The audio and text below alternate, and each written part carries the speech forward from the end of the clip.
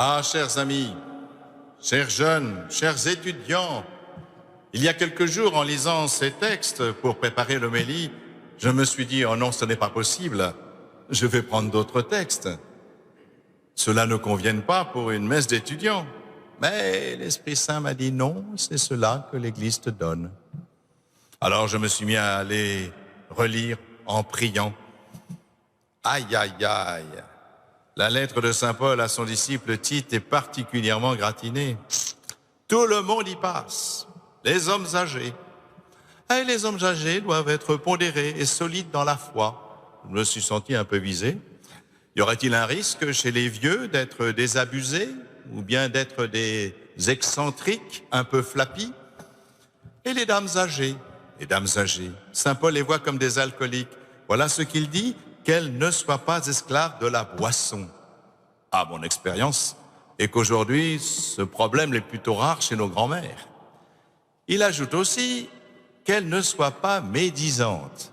Ah, ça c'est plus difficile à mon avis.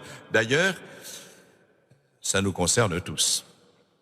Et les jeunes, eh ben oui, il y en a aussi pour vous, chers jeunes, il y en a pour vous. Il dit, Saint Paul, exhorte-les à être raisonnables. Exhorte-les à être raisonnables. On croirait entendre le gouvernement qui demande aux jeunes de ne pas faire la fête. Eh oui, c'est vrai que les jeunes ont été accusés de faire des clusters dans des lieux publics ou bien clandestinement. On leur a dit de faire attention à leurs grands-parents, âgés, obèses ou diabétiques. On vous a dit, vous allez les contaminer et les faire mourir. Eh, ce n'est pas faux. Ce n'est pas faux.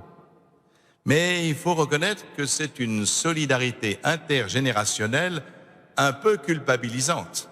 Et ce n'est pas ce que dit Saint Paul. Il montre bien qu'il y a une solidarité intergénérationnelle, mais il s'agit d'une communion dans l'espérance. Une communion dans l'espérance, orientée vers, je le cite, la manifestation de la gloire de notre grand Dieu et Sauveur Jésus-Christ. Jésus veut faire de nous tous, jeunes et vieux, son peuple, comme il est dit dans le texte, un peuple ardent à faire le bien. Ardent à faire le bien. Donc nous sommes tous responsables les uns des autres. Mais franchement, comment, en ces temps difficiles, ne pas éteindre l'enthousiasme propre à la jeunesse?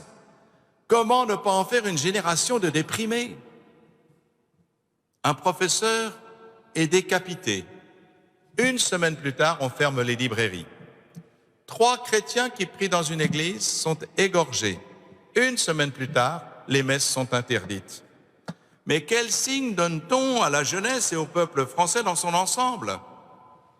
L'homme vivrait-il seulement de pain? Et ce n'est pas la réponse du Christ. Alors comment entretenir la flamme, l'enthousiasme, le feu qui brûle en nous et qui donne sens à notre vie? Car se procurer à manger n'alimente pas nos raisons de vivre. C'est simplement une question de survie. Et les jeunes, vous êtes faits pour reconstruire le monde, pour l'édifier, pour le rendre meilleur, pour rêver à un autrement. Cela s'est toujours passé ainsi. Moi aussi j'ai été jeune.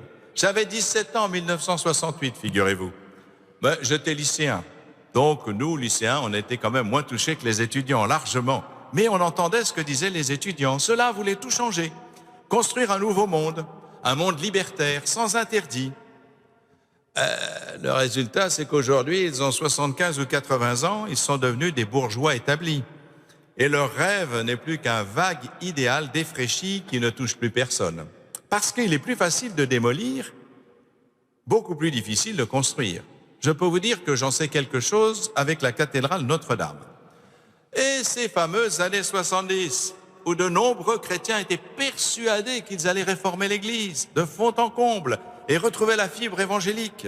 Des projets, des idées, des communautés nouvelles, un renouveau liturgique, un militantisme effréné, et tout cela bousculait les fidèles. Et aujourd'hui, le résultat? Hélas, on constate beaucoup de divisions dans l'Église, beaucoup d'amertume, et aussi, hélas, ces abus en tout genre qui nous effraient et dont nous devons nous relever avec dignité. Où sont passés tous ceux qui voulaient sauver l'Église? Alors, que conclure? Plus d'enthousiasme? Plus de feu intérieur? Si, absolument. Et vous les jeunes, il faut que vous portiez la flamme. Mais ce qui a été oublié alors? Eh bien, c'est justement cet évangile qu'on vient de lire. Ce fameux évangile.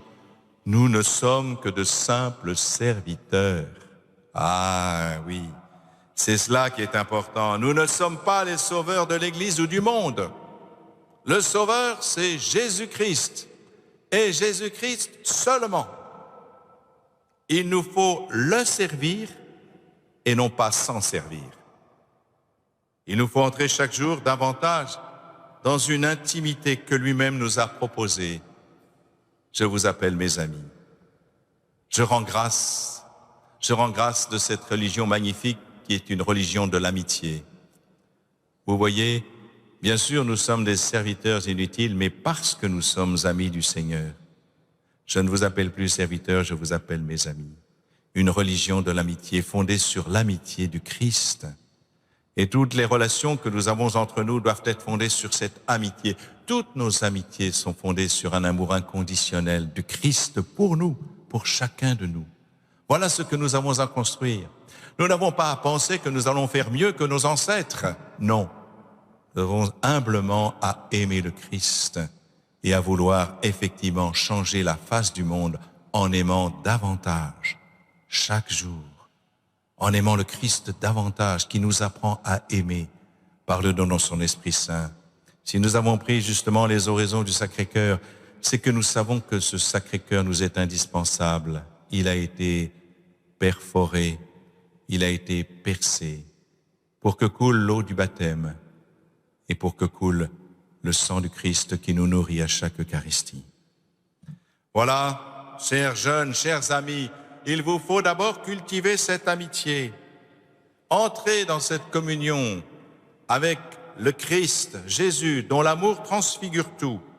Et si vous êtes humblement ces simples serviteurs, alors vous, vraiment, vous changerez le visage de l'Église.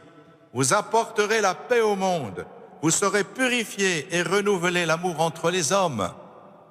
Et puis, et peut-être, vous serez aussi la consolation des vieux. Et pour cela, merci.